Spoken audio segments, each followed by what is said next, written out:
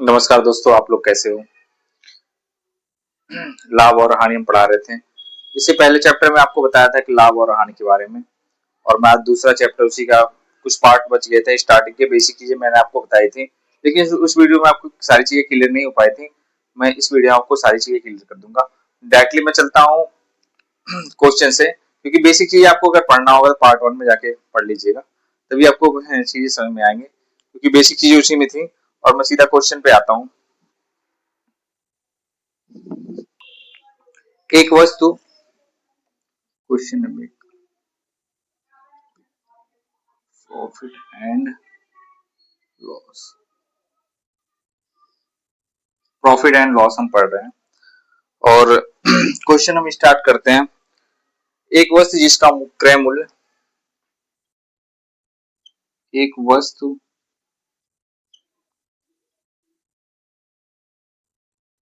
जिसका क्रय मूल्य, क्रय मूल्य 800 रुपए है। एक वस्तु जिसका क्रय मूल्य 800 रुपए है, 1050 रुपए पर बेची जाती है, बेची जाती है।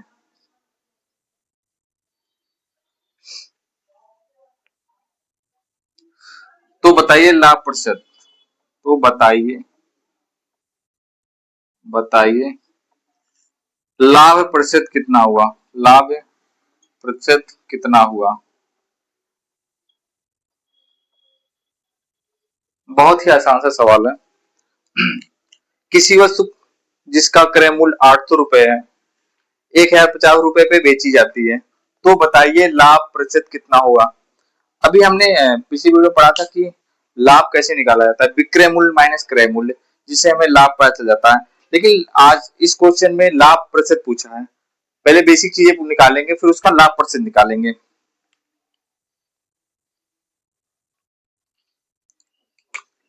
लाभ बराबर क्या होता है, मैंने बताया था आपको। लाभ बराबर बताया था विक्रय मूल्य माइनस क्रय मूल्य। विक्रय मूल्य माइनस क्रय मूल्य।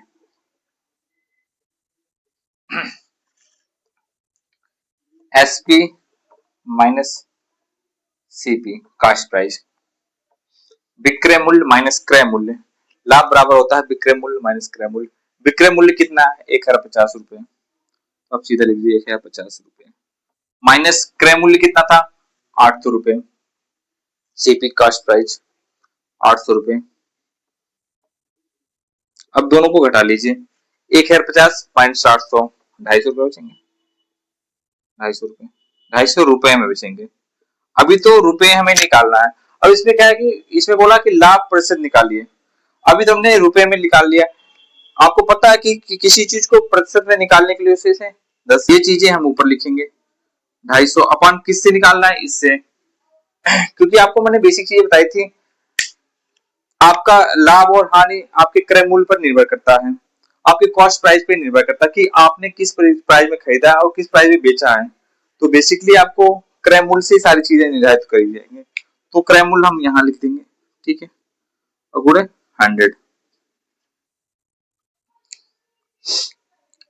यहां से यहां 0 गया, यहां से यहां 0 गया। 250 रुपए ऊपर लिखेंगे, बटे 800 नीचे लिखेंगे, और गुणे 100 करेंगे। यहां से 2 कैंसिल हो गया, 8 से 8 त्रिका 24, यहाँ पे 1 बचा, 1 कट गया आपका। अब 8 कहीं 8, यहाँ पे 10 में से 8 गए 2, ठीक है, पॉइंट बनाएंगे, यहाँ 0 बनाएंगे। 8 दूना 16, 2 हो जाएगा यहाँ पे 16 हो जाएगा। फिर एक अंक के बाद फिर इतना ही कंसीडर करते हैं इसमें, 31.2, जो आपका आंसर इस तरीके से आया है। तो चलते हैं हम इस क्वेश्चन को मैंने एक बार दोबारा दोहरा देता हूँ। किसी वस्तु का जिसका क्रय मूल्य 800 रुपए है, 1050 रुपए में बेची जाती है, तो बताइए लाभ प्रतिशत कितना हुआ। बेसिक चीजें आपने देखी थी, लाभ बराबर क्या होता है, विक्रय मूल्य माइनस क्रय मूल्य। एसपी माइनस सीपी 1050 क्रय मूल्य विक्रय मूल्य है और क्रय मूल्य आपका 800 रुपए है, तो दोनों को हमने माइनस किया 250 रुपए हुए। मतलब बेसिकली अगर देखा जाए तो रुपए में तो 250 रुपए का लाभ हुआ, लेकिन अगर हम परसेंटेज की बात करें तो कितने परसेंटेज का लाभ हुआ, तो परसेंटेज निकालने के लिए आपको बताया था कि 100 से भाग कर देंगे। तो क्या करेंगे, जितने रुपए थे मैंने इसको किया, मैंने आपको बताया था ना बेसिकली चीज यहाँ पे लाभ बराबर लाभ परसेंट निकालना बताया था आपको बेसिकली चीज पी अपन सीपी इंटू 100। इसका भी आप फार्मूला अगर यूज करना चाहते तो आप यूज कर सकते हैं। वही बेसिकली मैंने आपको बताया था लाभ बराबर लाभ प्रतिशत निकालने के लिए लाभ प्रतिशत बराबर ये आपका प्रॉफिट पी अपान सीपी यानी प्रॉफिट लाभ लाभ बटे क्रय मूल्य। मैंने बताया था आपका जो लाभ और हानि होगा आपके क्रय मूल्य पे निर्धारित करेगा। तो बेसिकली वही देखिए आप 250 रुपए आपका लाभ हो गया, क्रय मूल्य आपका 800 रुपए होगा पूरे 100। क्योंकि 100 इसलिए करते हैं क्योंकि हमें लाभ प्रतिशत निकालना है। मैंने आपको बताया था ना परसेंटेज में किसी चीज का परसेंटेज निकालेंगे उसे 100 से मल्टीप्लाई करते हैं, भाग देते हैं। तो ये सारी चीजें आपको समझ में आ गई हो। इसके बाद हम दूसरा क्वेश्चन आपको समझाएंगे।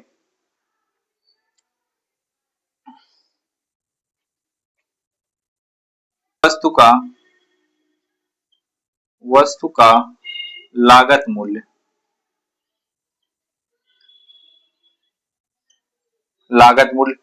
जिसे आप कास्ट प्राइस कहते हैं यानी क्रय मूल्य 1200 रुपए है, 1200 रुपए है।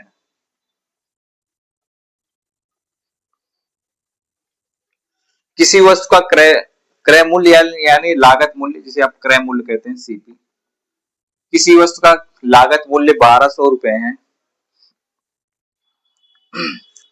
उसे उसे 1400 रुपए में बेचता है।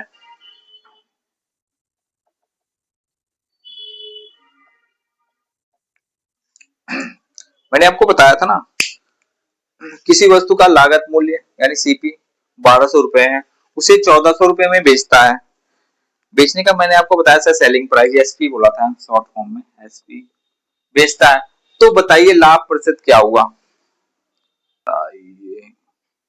लाभ प्रतिशत कितना होगा, लाभ प्रतिशत कितना होगा। बेसिकली आपको पता है विक्रय मूल्य माइनस क्रय मूल्य जिसे आपको लाभ रुपए में निकल जाए कितने रुपए का लाभ हुआ, लेकिन लाभ प्रतिशत निकालने के लिए उसका फार्मूला में यूज करना पड़ेगा।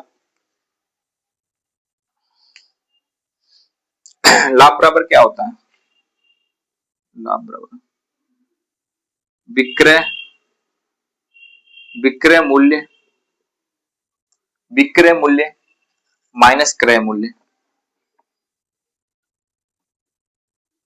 मैंने पिछले क्वेश्चन में बताया था लाभ बराबर विक्रय मूल्य माइनस क्रय मूल्य जिसे आप एसपी बोलते हैं इंग्लिश में माइनस सीपी। ठीक है, विक्रय मूल्य क्या है आपका 1400 रुपए, 1400 माइनस 1200, ठीक है, कितना बचा आपका 200 रुपए।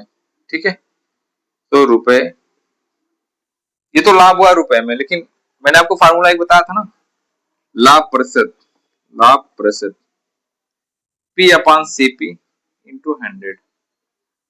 ठीक है, ये परसेंट ना भूलिएगा क्योंकि परसेंटेज का ही सवाल है, परसेंटेज से सवाल से रिलेटेड है ये। लाभ लाभ प्रतिशत बराबर होता है P minus P upon CP profit upon cost price यानी लाभ बटे क्रय मूल्य मूल्य 100। मैंने आपको बताया था कि आपके लाभ और हानि आपके क्रय मूल्य पर ही निर्भर करता है, आपके लागत मूल्य पर ही निर्भर करता है।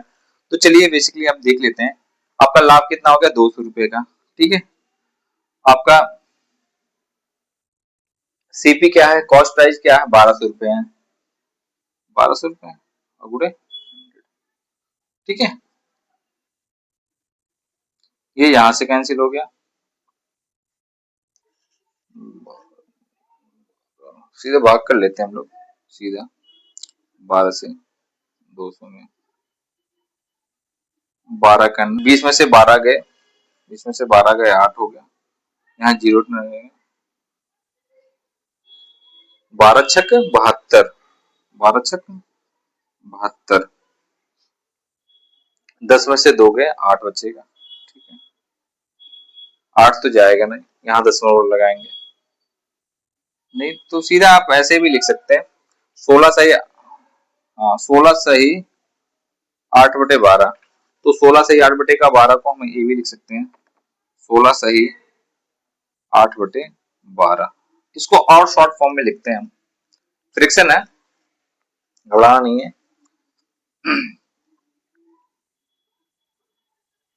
4 दूना 8, 4 तियां 12, 16 सही 2/3,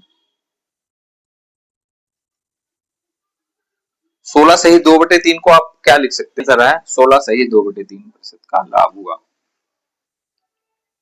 इसमें कुछ डाउट है आपको? किसी वस्तु का लागत मूल्य 1200 रुपए है सीपी, उसे 1400 रुपए में बेचते हैं, तो बताइए लाभ प्रतिशत कितना होगा। लाभ बराबर जानते हैं विक्रय मूल्य माइनस क्रय मूल्य, एसपी माइनस सीपी, जबकि एसपी है 1400 रुपए और क्रय मूल्य सीपी है आपका 1200 रुपए, माइनस कर लेंगे 200 रुपए हो जाएगा। मैं आपको बताया था लाभ प्रतिशत बराबर होता है P upon CP, profit upon क्रय मूल्य मल्टीप्लाई 100, उसका प्रतिशत फिर यहाँ पे रख दिया, और मैंने यहाँ पे क्रय मूल्य रख दिया जो यहाँ पे है, लागत मूल्य को ही क्रय मूल्य कहते हैं, जिसे आप पूंजी भी कह सकते हैं, पूरे 100 यहाँ से एक घटा हमने भाग दिया, जो भी भाग दिया 16 सही 8/12, इसमें मैंने और भी फ्रैक्शन में कम किया, 4 3 को 12, हाँ 4 दूना 8, 4 हाँ सॉरी 4 दूना 8, 4 3 12, इस हिसाब से 16 सही 2/3 आपका आंसर आ गया। तीसरा क्वेश्चन देखते हैं इस तरीके से, 900 क्रय मूल्य पर 900 क्रय मूल्य पर किसी वस्तु को 900 क्रय मूल्य पर 800 रुपए में बेची जाती है, 800 रुपए में बेची जाती है, बेची जाती है, तो बताइए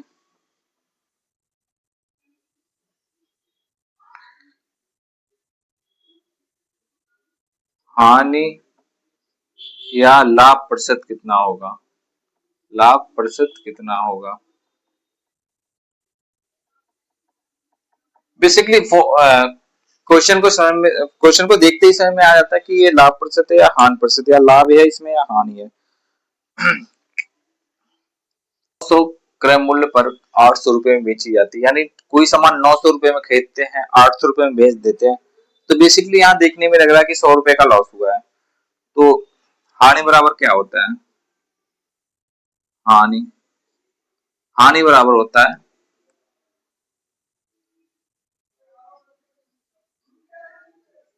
क्रय मूल्य माइनस विक्रय मूल्य, विक्रय मूल्य, क्रय मूल्य क्या है आपका 900 रुपए, विक्रय मूल्य क्या है 800 रुपए, 100 रुपए का हानि हुआ। ये तो हम प्राइस में देख रहे हैं कि 100 रुपए का हानि हुआ, लेकिन इसमें कह रहा है कितने प्रतिशत या कितने कितने प्रतिशत लाभ का या कितने प्रतिशत हानि हुआ, कितने प्रतिशत का। तो हानि बराबर हमने पढ़ा था, हानि प्रतिशत बराबर पढ़ा था, क्या पढ़ा था, हानि अपान क्रय मूल्य, क्रय मूल्य इंटू 100, प्रतिशत निकालना तो परसेंटेज। ठीक है, बेसिकली मैंने आपको यही बताया था। ठीक है, हानि प्रतिशत हमेशा ऐसे निकालेंगे, हानि प्रतिशत बराबर हानि अपान क्रय मूल्य इंटू 100, ये निशान रहेगा प्रतिशत में। तो देख लेते हैं यहाँ पे, बेसिकली यहाँ पे मैं निकाल देता हूँ, हानि आपका क्या था 100 था, क्रय मूल्य क्या था आपका 900, मैंने आपको बोला था ना आपका हानि और लाभ आपके क्रय मूल्य पर निर्धारित करता है 100। ठीक है, और इसमें क्या करना है, एक जीरो यहाँ से एक जीरो यहाँ से, 9 से 100 में भाग दे दो, 9 से 100 में भाग देंगे, बेसिकली बेसिक चीजें समझ में तभी आती हैं जब एकदम बेसिक से लगाया जाए चीजें।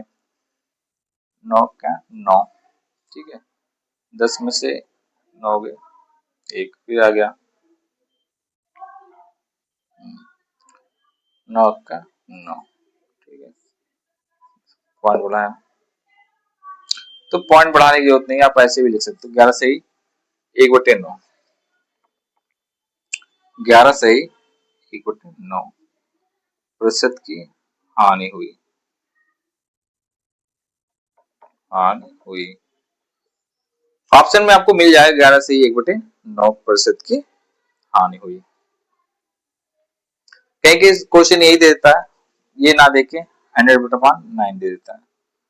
तो आपसे यही होता है कि क्वेश्चन को आपको खुद समझना कि ये तो नहीं है आंसर में, या तो ये नहीं है आंसर में, बहुत सारे ऑप्शन आप दे देगा। जैसे आपको ऑप्शन दे देगा, पहला ऑप्शन दे देगा 33 सही 1/3 प्रतिशत की हानि हुई, हानि हुई।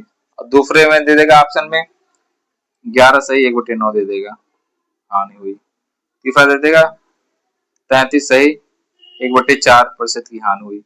चौथा इनमें से कोई नहीं। तो आपको क्वेश्चन जब हल करेंगे तो आपको समझ में आ जाए कि इसमें से आंसर कौन सा है और हमें टिक कौन सा लगाना है। कभी कभी ऐसा होता है कि इसी क्वेश्चन में चौथे नंबर पे देता है 100/9, ठीक है 100/9।